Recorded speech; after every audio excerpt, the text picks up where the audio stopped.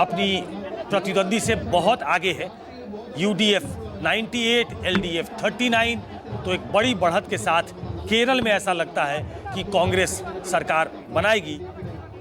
बंगाल में कोई उसका नाम लेवा नहीं है। डीएमके के साथ वो तमिलनाडु में चुनाव लड़ रही थी। डीएमके खुद बहुत पीछे है। अभी तक की जो जानकारी है उसमें स्टालिन जो मुख्यमंत्री हैं वो खुद पीछे चल रहे हैं। गरिमा आ गई। तो प्रणाम सभी दर्शकों को। और 5 राज्यों के चुनाव और सारे राज्यों के आंकड़े जो अभी तक रुझान सामने आ रहे हैं वो आपके सामने टेलीविजन स्क्रीन पर।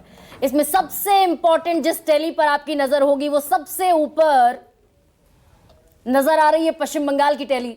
तृणमूल कांग्रेस 120 सीटों पर दिखाई दे रही है। भारतीय जनता पार्टी 169 सीटों पर, कांग्रेस 2 सीटों के साथ इस टैली में नजर आ रही है। लेकिन कुल मिलाकर जो ये पूरे 5 राज्यों के चुनाव हैं इनको लेकर तस्वीर बामुश्किल 1 से 2 घंटे में साफ हो जाएगी। और पश्चिम बंगाल को लेकर क्या ये फाइनल टैली होने वाली है? आसाम में बीजेपी एक बार फिर हिमंता बिस्वा शर्मा की अगुवाई में अपनी सत्ता को रिटेन करती हुई दिखाई दे रही है। और इसके पिछले वाला जो चुनाव हुआ था 2021 का, उससे भी बेहतर टैली आसाम की। इस वक्त की बड़ी खबर आपको बता दें, भवानीपुर जो एक हॉट फेवरेट सीट बनी हुई है उसमें ममता बनर्जी सिर्फ 898 वोटों से आगे दिख रही हैं। तीसरे राउंड की काउंटिंग चल रही है। 17 से इसके पहले तो पीछे चल रही थी और 17 से 18 राउंड की काउंटिंग हर जगह पर होनी है। भवानीपुर में अभी ये तीसरे राउंड की काउंटिंग है। तो कुल मिलाकर अभी जो सबसे बड़ा सवाल, आसाम मैंने आपको बता दिया, हिमंता बिस्वा शर्मा की अगुवाई में पिछली बार से बेहतर प्रदर्शन करती हुई बीजेपी दिखाई दे रही है। केरलम पे अगर आए तो 10 साल की एलडीएफ की सत्ता जा रही है और यूडीएफ की सत्ता यूडीएफ की सत्ता आ रही है 98 सीटों के साथ। तमिलनाडु एक बहुत बड़ा गेम चेंजर दिखाई दे रहा है यहाँ टीवी के, और इसमें प्रदीप गुप्ता का जिक्र करना बड़ा जरूरी है। एक्सेस माई इंडिया के सीएमडी हैं, उन्होंने इकलौता वो एग्जिट पोल था जिसमें टीवी के को वो 120 सीटें देते हुए दिखाई दे रहे थे और टीवी के उसी हिसाब से प्रदर्शन करती हुई दिखाई दे रही है। तो डीएमके की वापसी के जो एग्जिट पोल के सारे पोस्टर्स कह रहे थे वो डीएमके पीछे दिखाई दे रही है। और यह भी हो सकता है कि एआईएडीएमके और टीवी के अभी 2024 में मात्र 2 साल पहले उन्होंने अपनी पार्टी का गठन किया, हो सकता है तमिलनाडु में वो सरकार बना ले। बड़ी खबर इस वक्त की, विजय थलापति की पार्टी जो टीवी के सबसे नई पार्टी है, ये सिंगल लार्जेस्ट पार्टी तमिलनाडु में बनती दिखाई दे रही है। यानी ये कहा जा सकता है कि दक्षिण भारत की राजनीति में अभी भी रुपहले पर्दे के चेहरों को लेकर क्रेज बना हुआ है। मैं छोटा राजीव, सबसे पहले ये जो अबव मोस्ट मैं पश्चिम बंगाल की टैली दिखा रही हूं, 120 तृणमूल कांग्रेस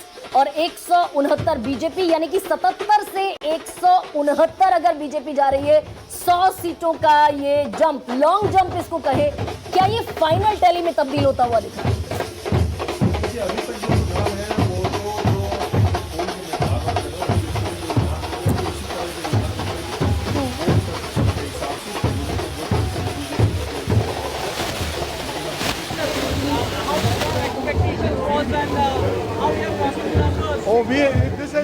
राजीव एक सेकंड, आपका माइक ऑफ है, इसको मैं जरा दुरुस्त करा दूं पहले, आपकी आवाज ऑन एयर नहीं जा रही है। सुकेश, ये West Bengal is the hot favourite state जिस पर सबकी नजर है। क्या ये पॉसिबिलिटी दिखती है कि तृणमूल कांग्रेस 120 और बीजेपी 169 अभी के रुझान के मुताबिक? देखिए, आप प्रेडिक्ट करने का कोई मतलब नहीं है। इलेक्शन कमीशन के जो आंकड़े हैं उसमें बीजेपी 3 घंटे की काउंटिंग के बाद अपनी निकटतम प्रतिद्वंदी तृणमूल कांग्रेस से 44 सीटों से आगे चल रही है। तो ये मानकर चलना पड़ेगा कि ये कहानी की एक तरफा मुकाबला है, ये तो नहीं चलेगा। बीजेपी ने वहां बहुत अच्छा प्रदर्शन किया है, 77 सीटें वो जीते थे। और अब जो 3 घंटे की काउंटिंग के बाद, हालांकि कई जगह काउंटिंग अभी बहुत राउंड की बाकी है, बट पुरानी कहावत है मॉर्निंग सोज द डे, जिस तरीके से उसने एक लीड लिया है तो एक ट्रेंड दिखा रहा है कि बीजेपी सुदूर बंगाल अगर देखा जाए तो एक पैन बंगाल पार्टी की तरह बनती दिख रही, क्योंकि हर इलाके में उनके कुछ सीट्स जिन पे वो आगे चल रही है। तो ये कहना कि पहले वो बंगाल की पार्टी नहीं थी, फिर एक पर्टिकुलर इलाके की पार्टी हो गई कि झारखंड से लगा हुआ जो इलाका है वहां वो जीतती है या दार्जिलिंग वाले इलाके में जीतती है, अब ऐसा नहीं है। उसने अपनी प्रेजेंस, अब 119 टीएमसी और 170 बीजेपी। बिल्कुल, ये दिखा रहा है कि टीएमसी के खिलाफ एक बड़ी ऑब्वियस सी एंटी इनकम्बेंसी थी और जो मतों में कहीं ना कहीं परिलक्षित हो रही है, उसका सीधा फायदा जो उसकी चैलेंजर है बीजेपी, उसको होता दिखाई दे रहा है, क्योंकि कांग्रेस और लेफ्ट कहीं पिक्चर में नहीं है। ये बाईपोलर मुकाबला है और उस बाईपोलर मुकाबले में बीजेपी ने अच्छा प्रदर्शन किया है। अभी तक के जो रुझान है उसके हिसाब से वो सरकार बनाती दिख रही है। एक सेकंड सुकेश, ऋषिकेश मेरे साथ जुड़ रहे हैं और उनके पास कोई खास इंफॉर्मेशन भी है, लेकिन कुल मिलाकर वो जो एंटी इनकम्बेंसी की बात हो रही थी 15 साल की, ऋषिकेश शुभेंदु अधिकारी शायद आपके साथ है। बिल्कुल बिल्कुल गरिमा जी, मैं तस्वीर दिखा रहा हूँ। शुभेंदु अधिकारी देखिए यहाँ पर पहुंचे हैं और ये तस्वीर मैं आपको इसलिए दिखा रहा हूँ क्योंकि दूसरे राउंड में शुभेंदु अधिकारी यहाँ से बढ़त बनाए हुए थे। अब तीसरे राउंड की गिनती खत्म हो गई है। यहाँ पे बीजेपी ने और कई सारे लोगों ने आरोप लगाया था कि मैं कोशिश करता हूँ कि कुछ बात मैं कर पाऊँ, तो ये सर मुख्यमंत्री पद पे तो आप ही हैं ना सर? सब अच्छा रही है, सब अच्छा रही है। अरे शुभेंदु जी, ये तो बताइए सर, बंगाल में जीत बीजेपी का हो गया।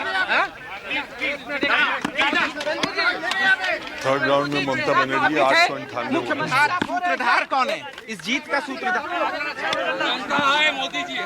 मोदी जी का लीडरशिप में चुनाव हुआ और जनता ने चुनाव जीता। अधिकारी चेहरा नहीं है क्या? अरे भाई काम करने दो भाई, अभी बहुत बाकी है, काम करने दो। क्या रहेंगे दादा? कितने आंकड़े आ रहे हैं बीजेपी? अरे काम करने दो।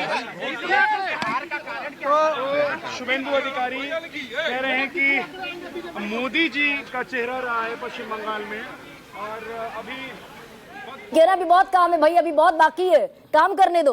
तो शुभेंदु अधिकारी भी ये जान रहे हैं कि तीसरे राउंड की वोटिंग में ममता बनर्जी 898 वोटों से आगे हैं और अभी लगभग 15 राउंड की काउंटिंग बाकी है।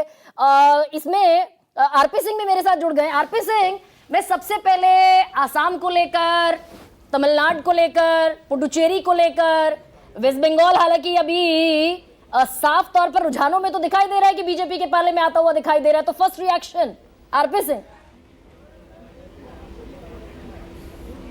गरिमा बहन, अब तो मान लो आप, अभी भी आप सिर्फ रुझानों में जीता हुआ दिख रहा है। नहीं मान लिया मैंने, मैं तो आपका रिएक्शन पूछ रही हूं। आते आप मेरी बात नोट करना। नहीं, आप अभी भी कह रही रुझानों में आते दिख रहा है। सच ये है कि जो मेरे पास फीडबैक है, हम लगभग 178 सीटों पर आगे हैं। अच्छा सर की आवाज भी जरा बढ़ाइए। मेरा पार्टी के यहाँ से जो रिस्पॉन्स है, जो 178 सीटों पर हम आगे हैं और सुनिश्चित वहाँ पर लोगों ने भरपूर आशीर्वाद दिया है। डबल इंजन की सरकार लोगों ने आसपास के राज्य में देखी थी, उड़ीसा के अंदर, बिहार के अंदर, असम के अंदर जो लगते हुए राज्य वहाँ पर देखी, उसका एक असर वहाँ के लोगों पर था। और जिस प्रकार से एक तबके को खुश करने के लिए जो बंगाल की जो मूल संस्कृति है उसको आहत पहुँचाया जा रहा था बार बार, उसका भी गुस्सा लोगों को नज़र आया। जिस प्रकार से वहाँ पर दुर्गा विसर्जन पर रोक लगाई जब बाकी अन्य इस प्रकार के कार्य किए गए, क्या कि लोगों के दिमाग में, वोटर्स के दिमाग में एक छाप जुड़ती रहती है और वो ठीक समय पे आकर वह नज़र आती है।